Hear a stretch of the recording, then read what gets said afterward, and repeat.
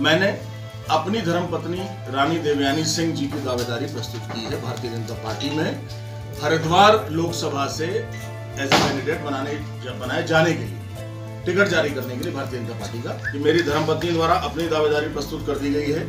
ये 3 मार्च 2019 का उनका बायोडाटा और एप्लीकेशन का पत्र है जो माननीय अमित शाह जी के पास जा चुका है।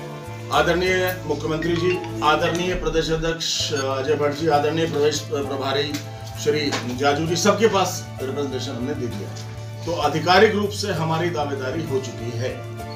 दावेदारी क्यों की गई द्वारा और आवाम के जहन और दिल में भी एक आवाज गूंज रही है कि क्यों ना स्थानीय कैंडिडेट इस बार 2014 में निशंक जी बने। आज प्रतिकार है, लोगों की मांग है कि कम से कम जिसको चुन के भेजें वो प्रवासी पक्षी तो ना बन जाए। प्रवासी पक्षी बन के, प्रवासी पक्षी साल में एक बार आते हैं, वो तो 5 साल में दिखाई नहीं देते, ना कोई काम करता है, ना कुछ करते, ना जनता का दुख भूले जाने, ना दर्द जाने।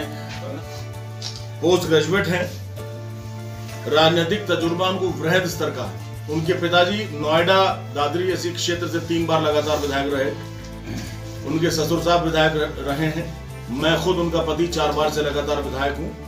वो लगातार 3 बार से जिला पंचायत सदस्य हैं जनपद हरिद्वार में, ओबीसी वर्ग से हैं। तो मुझे नहीं लगता किसी और बायोडाटा में ये सब क्वालिफिकेशंस होंगी।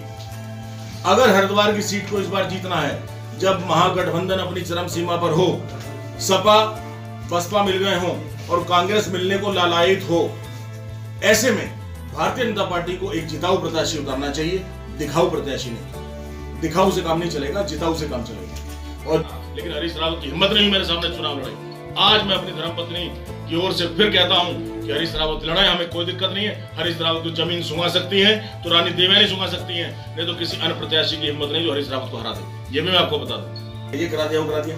5 साल तक कहां थे? बड़ी देर से दर पे आंखें लगी थी, हुजूर आते आते बहुत देर कर दी। मसीहा मेरे, तूने बीमार गम की दवा लाते लाते बहुत देर कर दी। 5 साल में क्या कराया है? आप घोषणाएं कर रहे हैं, आप शिलान्यास कर रहे हैं, लोकार्पण कर रहे हैं। लोकार्पण नहीं हुआ है, शिलान्यास हो रहा है। उनके टेंडर भी हो गए नहीं, उनके वर्क ऑर्डर हो गए नहीं, और सरकार अभी ठीक है, खुदा ना खास्ता कुछ हो गया तो कौन बनाएगा? सब देखना पड़ता है ना। उनके बारे में कहा जाता है काला नाग इसको डस लेता बसता नहीं। हमने उस नाग के दंश को भी हटा करके जीत हासिल की। 2012 में मेरे सामने मुफ्ती रियासत को खड़ा किया, जो मुसलमानों के पॉलिटिकल लीडर नहीं, एक धार्मिक उनके रहनुमा हैं जो फतवे जारी करते हैं, जिनको बहुत ज्यादा सम्मान मिलता है मुस्लिम समाज में। 19,000 वोट ले गए मेरी। कांग्रेस के पास था ही क्या? अगर मेरा मुस्लिम मेरे पास से चला गया तो मेरे पास बचा क्या? हो सकता मैं उसकी मिसाल हूँ। चाहे मैं स्पोर्ट्स में रहा, चाहे मैं स्टडीज में रहा, चाहे मैं आज राजनीति में समाज सेवा में हूँ। कर्म सबसे बड़ा होता है, निष्काम कर्म, बगैर फल की इच्छा के जो कर्म करता है वही फतेह है। हरीश रावत ने क्या कलंक लगाया है? हमें तो इन कारनामों से त्रस्त होकर के कांग्रेस की सरकार गिरानी पड़ी थी। हरीश रावत को इसका श्रेय जाता है।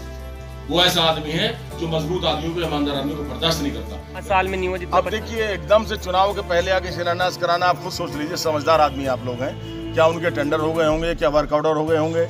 आगे सरकार का क्या होगा? ये तो सब आदमी अधर्म है ना। मेहनत की जानी चाहिए थी 5 साल से। 5 साल में बात होती है, अब एकदम से आकर के 5 हफ्ते में क्या हो पाएगा? तो बहुत छोटा समय है। देखिए, हरीश रावत जी की मेंटेलिटी खराब है। आदमी देखिए, आज भी कहता हूँ, भले हमारे विरोधी हों, हरीश रावत जैसा नेता नहीं है उत्तराखंड में।